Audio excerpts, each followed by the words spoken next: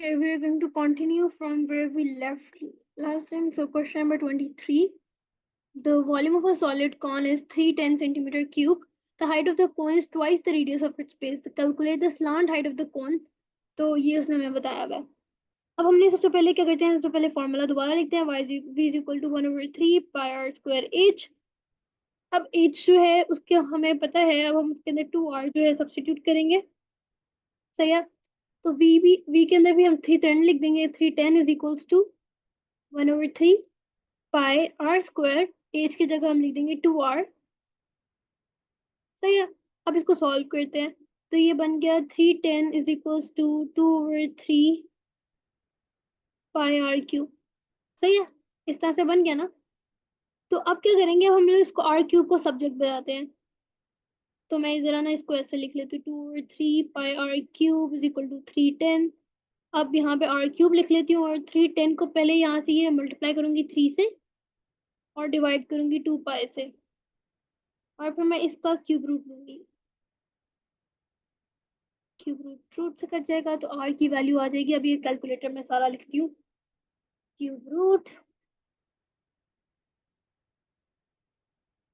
210 into, oh sorry 310. Cube root 310 into 3 divided by 1 second. जब भी calculator में काम करना है ना, तो ध्यान रखना है कि ब्रैकेट का थोड़ा बहुत लगा के, ताकि सही आंसर आए. तो आर का आंसर आ रहा है 5.2897 सेंटीमीटर. ठीक है. कुछ इस तरह से आंसर आ रहा है. जितनी ज्यादा वैल्यू लिखेंगे ना, उतना एक्यूरेट आंसर हमारे पास आ रहा होगा. अब हमने फाइंड करनी है हाइट को. ठीक है. तो अब हम लोग हाइट के लिए, हमें पता है 2r है. तो इसका मतलब h is equal to 2 into 5.2897. जो भी वैल्यू है ना, उसको मैंने अभी कैलकुलेटर से रिमूव नहीं किया, तो मैं उस वहीं पे ना उसको 2 से मल्टीप्लाई कर देती हूँ. मेरे पास आंसर आ रहा है 10.579 सेंटीमीटर. अब हम लोगों ने क्या करना है, स्लाइंट हाइट फाइंड आउट करनी है. ठीक है.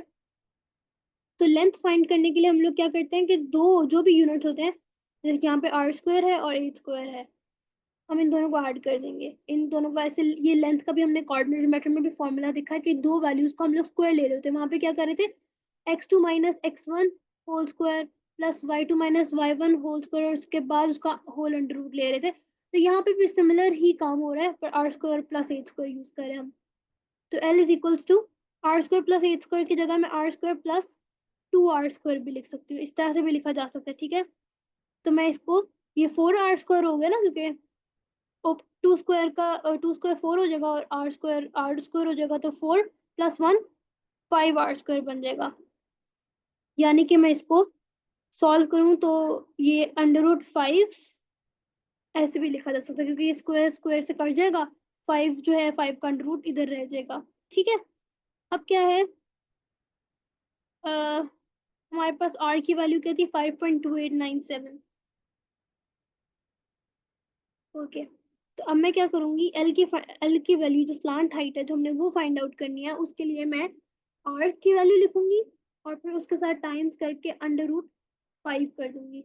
तो मेरे पास आंसर आ रहा है 11.828, जो कि है 11.83 सेंटीमीटर. इस तरह से जो है ये इंटायर हम लोग इसकी वैल्यू फाइंड आउट करेंगे, क्योंकि उसने यहाँ बताया ना, volume of the solid of cone is 310. तो हमें वॉल्यूम जो है वो हमने 310 लिख दिया. उसने कहा हाइट जो है वो रेडियस की ट्वाइस है, यानी कि 2r है. स्लांट हाइट को फाइंड आउट करना है, एल को फाइंड आउट करना है. तो हम लोगों ने इस तरह से करके सारी वैल्यूज जो है वो फाइंड आउट कर लिया. तो हमने 2r सब्सटीट्यूट कर दिया था इसके अंदर एच की जगह. फिर आर की वैल्यू फाइंड की, आर की वैल्यू फाइंड करके एच की वैल्यू भी हमने फाइंड कर ली. उसके साथ फिर हमने एल निकालने, लेंथ निकालनी थी, स्लांट हाइट निकालनी थी. उसकी वजह से हम लोगों ने 11.83 जो है वो हमारे पास फाइनल आंसर आ गया. Moving on to question number 24. Question number 24 says that the diagram shows a trapezium. The trapezium has a line of symmetry. Okay. और work out the area of trapezium. अब trapezium का area find out करना है. उसमें लोग क्या करेंगे, सबसे पहले हम देखते हैं कि हमारे पास क्या चीजें अवेलेबल हैं. हमारे पास एक ये ट्रायंगल है, हमें उसका एंगल पता है, उसका ये पता है, हमें उसकी ये साइड नहीं पता। और कभी भी हमने जब एरिया फाइंड आउट करना होता है तो एरिया का क्या फॉर्मूला होता है, 1/2 प्लस पैरेलल साइड्स जो होते हैं उनका सम ऑफ पैरेलल साइड्स,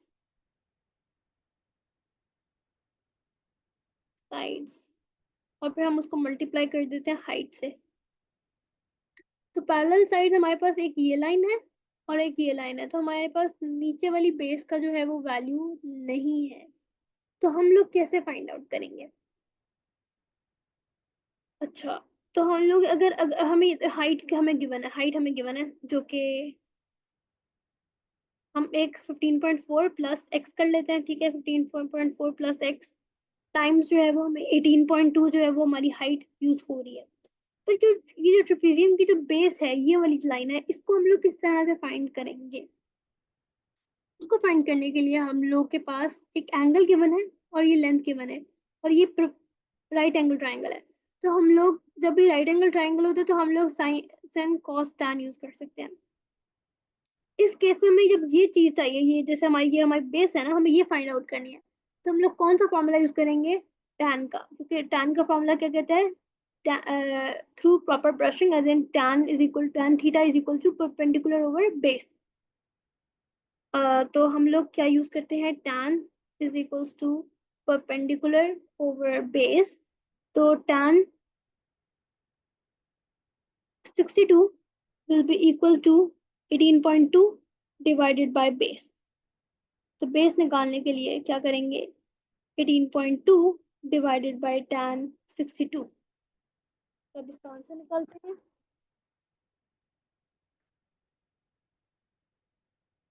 मेरे पास आंसर आ रहा है इसके लिए 9.677। ओके, अब ये जो आंसर आ गया, अब क्या करना है मैंने?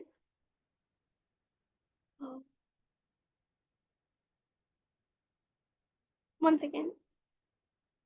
हाफ 15.4 प्लस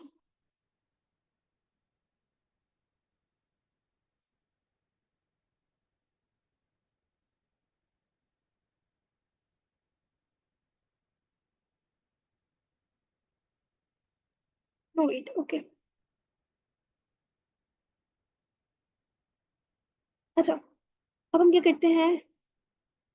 हाफ 15.4, 1 सेकेंड मैं इसको कैलकुलेट करके बताती हूँ, फिर हम लोग करते हैं।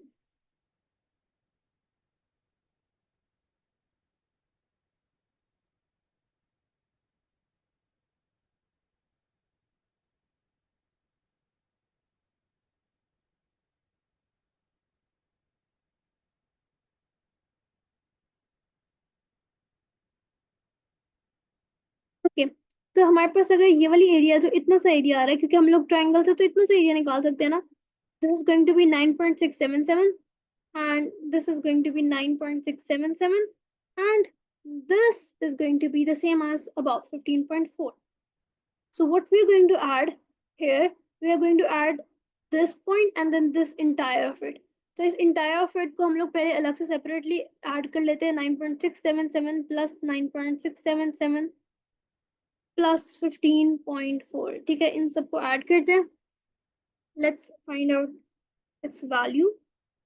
18.2 divided by tan 62 times 2 plus 15.4, we're going to get 34.75। तो अब जब हम लोग ये ए वैल्यू है, ये बी है ना, जैसे हम लोग सम ऑफ पैरेलल साइड करते हैं, तो ये 15.4 प्लस 34.75 टाइम्स 18.2। ओके, अब हम लोग उसको ऐड करेंगे 15.4 से, डिवाइड करेंगे 2 से, मल्टीप्लाई करेंगे 18.2 से, तो हमारे पास आंसर आ रहा है 456.4 सेंटीमीटर स्क्वायर। तो ये हमारे पास जो है इंटायर सब कुछ जो है वो इस तरह से सॉल्व होगा। दोबारा से मैं एक्सप्लेन करती हूँ क्वेश्चन क्या है। डायग्राम जो है एक ट्रेपेजियम है, उसके एक लाइन ऑफ सिमेट्री थी जो उसने हमें यहाँ पे दिखाई, तो इसका मतलब यहाँ पे भी हमने लाइन लगा ली। अब हमारे पास फॉर्मूला जो है वो ये है 1/2 sum of parallel sides into height. अब हमारे पास बेस जो थी वो नहीं गिवन थी, उसके लिए हमने इस राइट एंगल ट्राइंगल को यूज किया और हमने इतनी सी बेस की वैल्यू फाइंड कर ली, क्योंकि यहाँ पे भी वही वैल्यू हो तो यहाँ पे भी वही वैल्यू होगी। और 15.4 ऊपर से हमें गिवन था, इतना पॉइंट 15.4 है तो ये नीचे भी 15.4 था। सारी बेस की वैल्यूज को हमने ऐड किया तो हमारे पास सम आ गया 34.75। और फिर हमने उसको इसके अंदर वैल्यूज को पुट किया और हमारे पास ये फाइनल आंसर जो है 456.4 सेंटीमीटर स्क्वायर जो है वो हमारे पास सक्सेसफुली आ गया। Okay, question number 25। The line y is equal to x plus 1 intersects the graph of y is equal to x square minus 3x minus 11 at point A and B. Find the coordinates of A and the coordinates of B. You must show all of your working. तो अब सबसे पहले क्या करेंगे, हम लोग दोनों equations को इक्वल पुट कर देंगे। हमें ये पता y equal to x plus one है, ठीक है। तो x प्लस वन वाली पोर्शन जो है हम इसको यानी दोनों y इक्वल टू y कर देंगे, इसको इक्वेट करेंगे x square minus 3x minus 11 के। तो ये हमारे पास बन जाएगा एक्स स्क्वायर, ये x है तो इधर चला जाएगा, प्लस x है ना उधर चला जाएगा, माइनस x हो जाएगा तो माइनस 4x हो जाएगा, माइनस प्लस 1 है उधर चला जाएगा तो ये माइनस 1 हो जाएगा, तो यानी कि -12 बन जाएगा।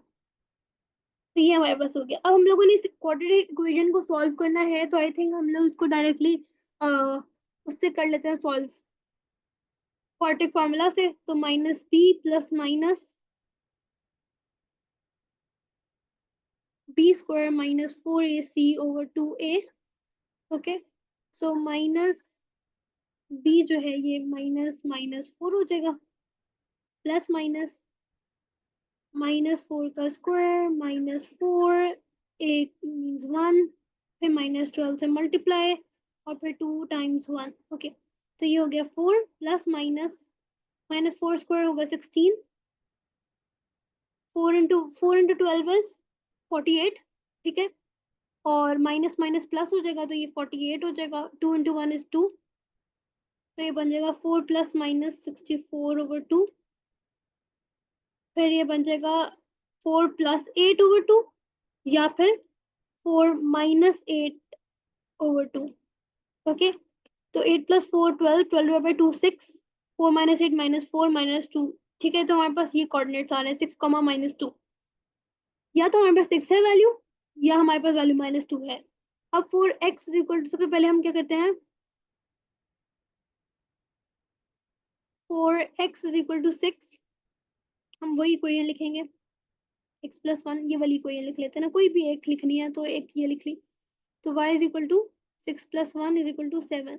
तो यानी कि क्या कोऑर्डिनेट्स बन गए 6,7। ठीक है, ये 6 x इज इक्वल टू 6 था, ये y इज इक्वल टू 7 आ गया।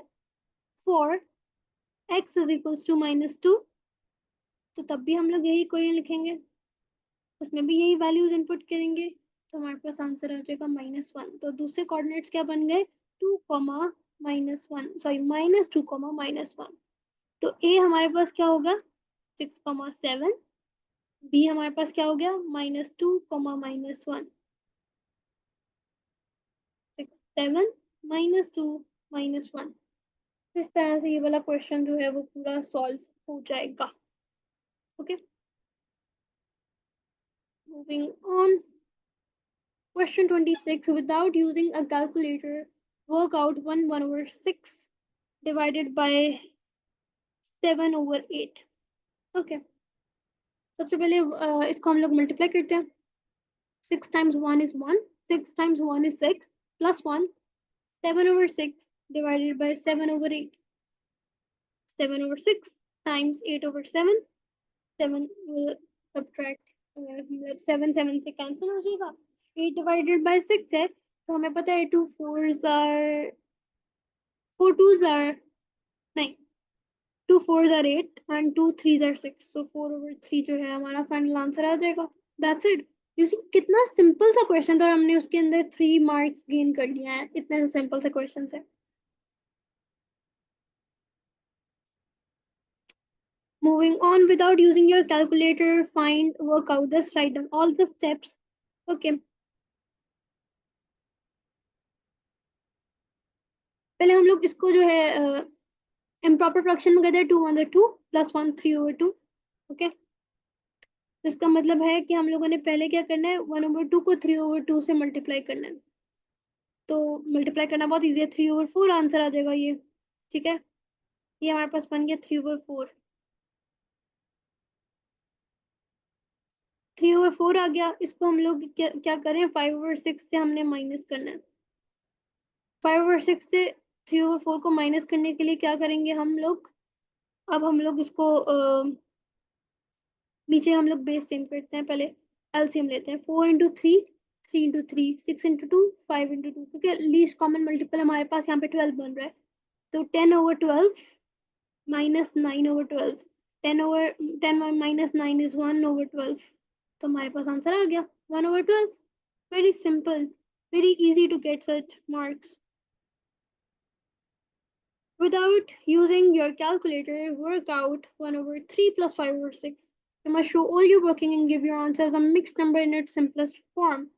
Okay, it's very simple. सबसे पहले हम लोग क्या करेंगे कि इसको सॉल्व करते हैं। 1/3 plus 5/6, 3 × 3, 3 × 3, 3/6 plus 5/6. Okay. Oh, 3 × 3 is 9. Oopsie. 3 × 2, 3 × 2, 2. This is going to be 2. 2/6. 2 plus 5 is 7/6. 7/6. Wait. 6 ones are 6. 1. So 1/6. Okay. That's it. That's how you write that. 1/6 is going to be the answer. And this finishes. There is no further question. And here this entire paper ends.